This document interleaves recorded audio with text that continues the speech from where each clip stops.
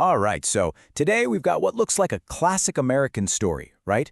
A family of Quakers who helped build the Pennsylvania frontier. But behind that whole narrative of pioneers and log cabins, there's a secret that's been buried for centuries. It's a story of a sophisticated corporate syndicate with a dark secret that goes all the way back to the battlefields of medieval England. Now, before we even get to the frontier, I want you to just let this quote sink in. It's not just a quote, it's the key to everything. It describes a transaction, one that rewrites not just one family's history, but the history of a nation's crown. So how in the world does a poleaxe in the mud connect to a Quaker family in Pennsylvania? Well, to figure that out, we've got to go all the way back.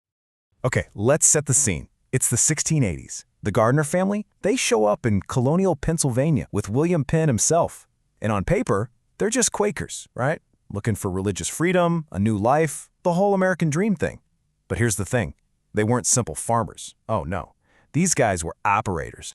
See, they didn't just randomly settle on a plot of land. Nope, they had a playbook, a really sophisticated strategy they called the London method. And it was all about one thing, control. They'd find these logistical choke points, these critical river crossings that everyone had to use. And at every single one, they'd build this powerful little trinity of assets, a ferry to move people and goods, a mill to process whatever was coming through, and a tavern. And let me tell you, the tavern was the real heart of the operation. That's where all the trade, all the information, all the deals went down. And get this, this wasn't some lucky one-time thing. It was a machine, a replicable machine. You can see it right here. First, you've got John Sr. He sets up the whole model on the Schuylkill River and boom, he's controlling the fur trade with the Lenape. Then what happens? The frontier moves west. So his son, John Jr., just picks up the playbook and duplicates the exact same model on the Susquehanna. I mean, this wasn't a family farm, folks. This was a multi-generational corporate syndicate, plain and simple.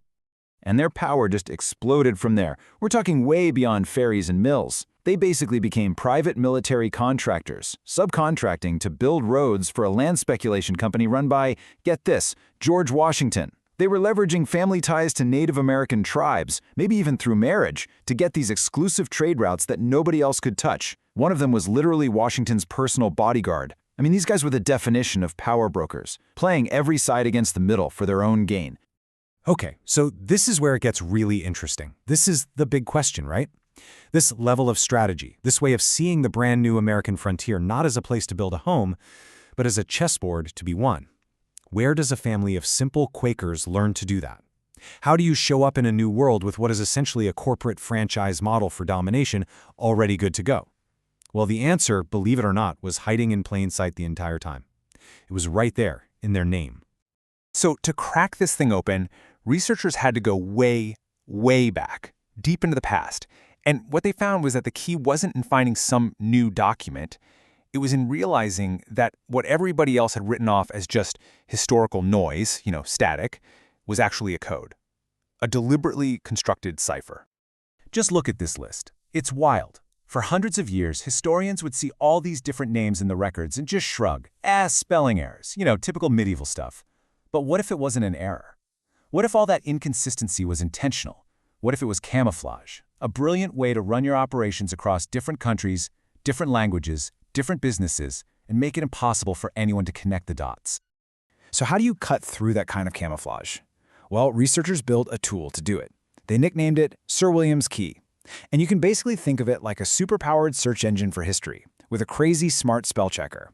It's this fuzzy logic algorithm that looks at all 61 of those name variations, not as mistakes, but as clues, as data points. And when it puts them all together, suddenly this hidden ghost network of records just appears.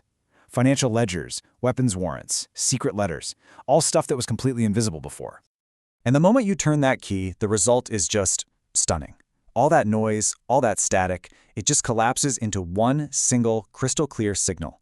The algorithm doesn't just point to a family. No, it identifies a single cohesive corporate entity, the Gardner_1485_syndicate. Suddenly, it all makes sense. The family that showed up in Pennsylvania, they weren't starting a new business. They were just opening a new branch office, deploying a business model that was already 200 years old.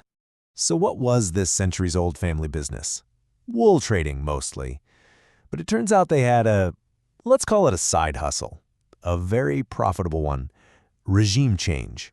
Yeah, We're about to completely rewrite the story of one of England's most famous wars.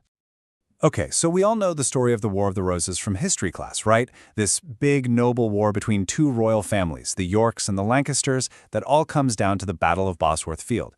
Well, forget that, because the syndicate's financial ledgers, they tell a very, very different story. This wasn't some dynastic squabble. It was a hostile corporate takeover of the entire English crown, funded, planned, and executed by a bunch of merchants, basically to collect on a debt. And these are the guys who pulled it off. Don't think of them as knights in shining armor. Think of them as a C-suite, a modern corporate board. You've got Richard Gardner. He's the CFO. He's the money guy, raising the capital with this huge customs evasion scheme. Then you have Sir William Gardner. He's the COO, the chief operating officer, and his operation, assassinating the King of England, Richard III.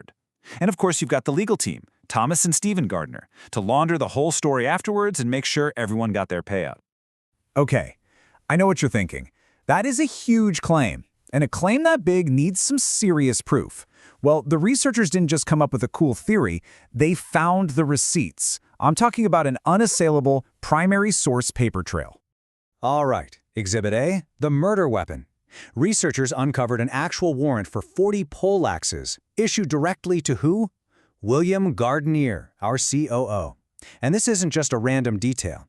Because when they famously found King Richard III's body under a parking lot a few years back, what did the forensic analysis show? The killing blow to his skull was delivered by, you guessed it, a poleaxe. Exhibit B, follow the money. How do you pay for a private invasion? Well, audits of old customs records show £15,000 just vanished, which was a fortune back then. And it was laundered with such a simple trick, they just claimed thousands of sacks of wool were lost at sea. This was the black budget, the off-the-books cash that paid for the whole operation. Exhibit C, the eyewitness account. There's this old Welsh chronicle from the time that historians pretty much ignored for centuries. But when you look at it now, it explicitly names William Gardner as the guy who killed the king. And it even describes where it happened, in a muddy marsh, which lines up perfectly with other accounts of the battle.